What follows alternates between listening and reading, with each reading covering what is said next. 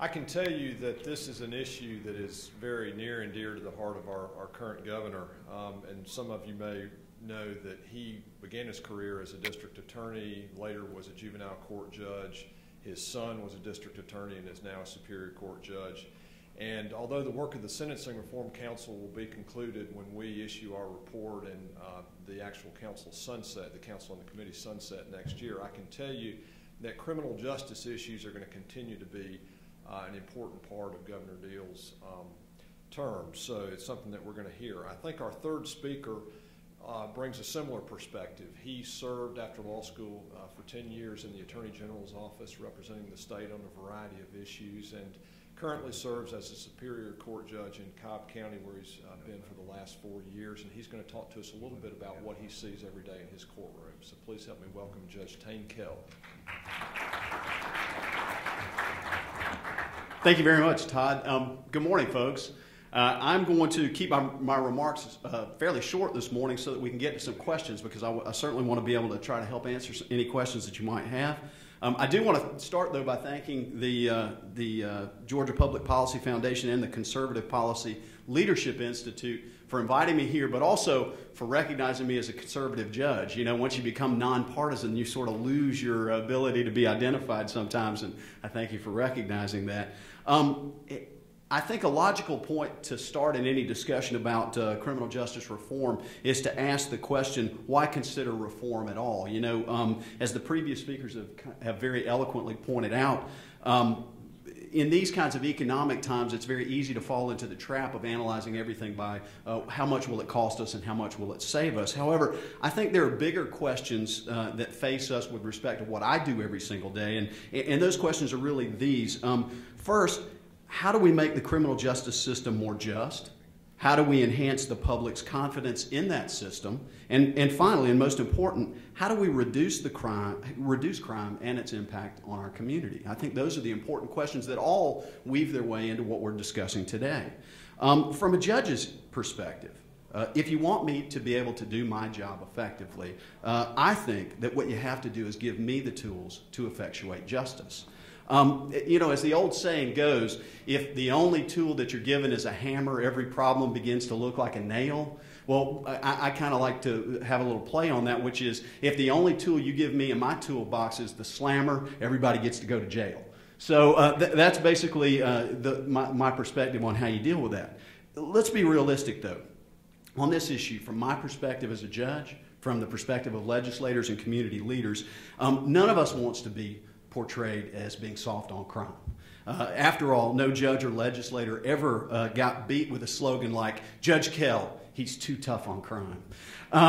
So understand, too, if you want to make my job as easy as possible as a lawmaker or as a community leader, what you do is you take away all of the discretion that I have to sentence or to be creative in the way that I sentence offenders who come before me. I mean, that makes it really easy. If all I can do is send people to jail and send them for a certain specified period of time, I'm basically just a paper pusher up there. You're not asking me to do anything as a judge and not to use any kind of experience that I may gain on the bench.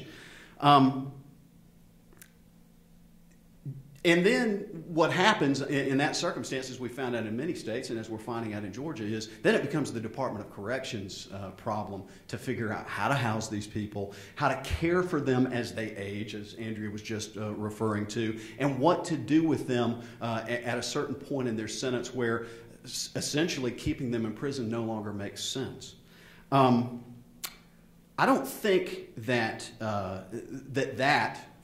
is what you want of your judges. I don't think turning them over to me to simply push the paper and put them in jail for a certain period of time is necessarily what the public wants, what the legislature wants, or what anyone else wants. Because, quite frankly, maintaining the public's confidence in the judicial system means giving them a feeling that the justice system is actually doing something that is just, and that is matching the sentence with the crime. And that's really what I perceive as being my job as a judge in criminal sentencing.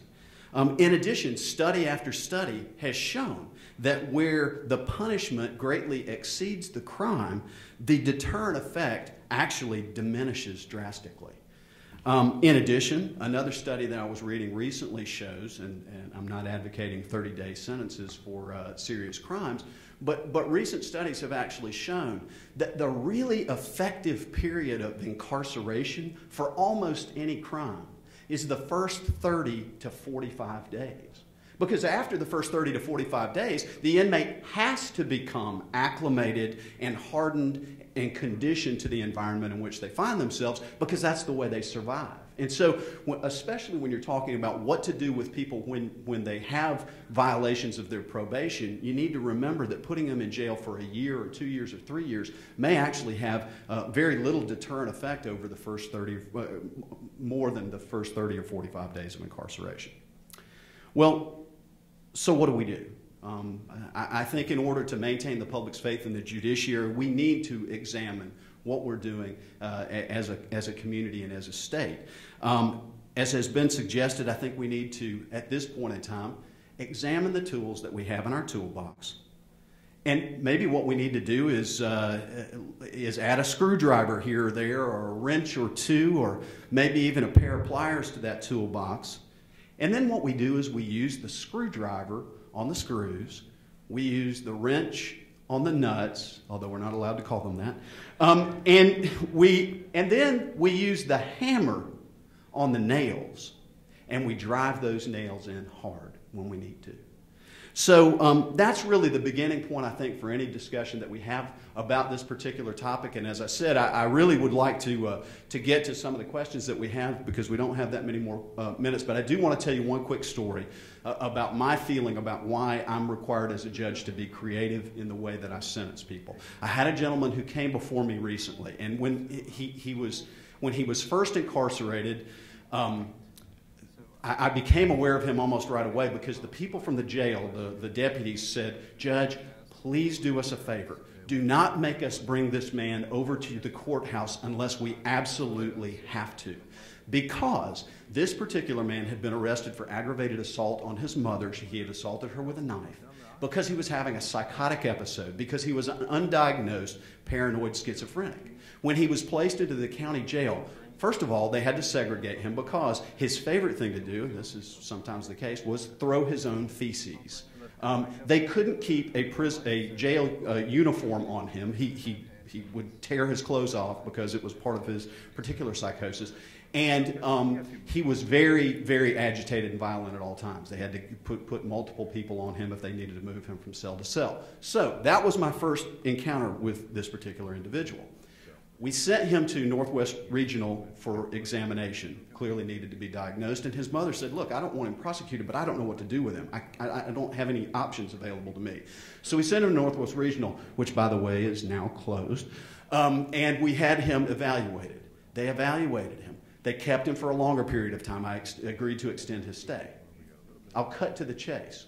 9 months after we sent him to North Georgia Regional, he came back to my courtroom. He was wearing a suit and tie. He was clean, but most important, he was perfectly coherent and clear. He was happy. He was smiling. His mother brought him to the courthouse and said, "You know, thank you for what you've done for my son." But most important, that man, having now been on the right cocktail of medications that had been figured out during his time at Northwest Georgia Regional, that man is now back in the workforce. He's not warehoused in a prison. He's not going to cost the state $17,000 a year. He's actually paying the state money from what he's earning out there working. So that's the kind of story that shows you that we need some tools in the toolbox to do what we do every day. And with that, I'll sit down and take some of your questions. So thank you all very much.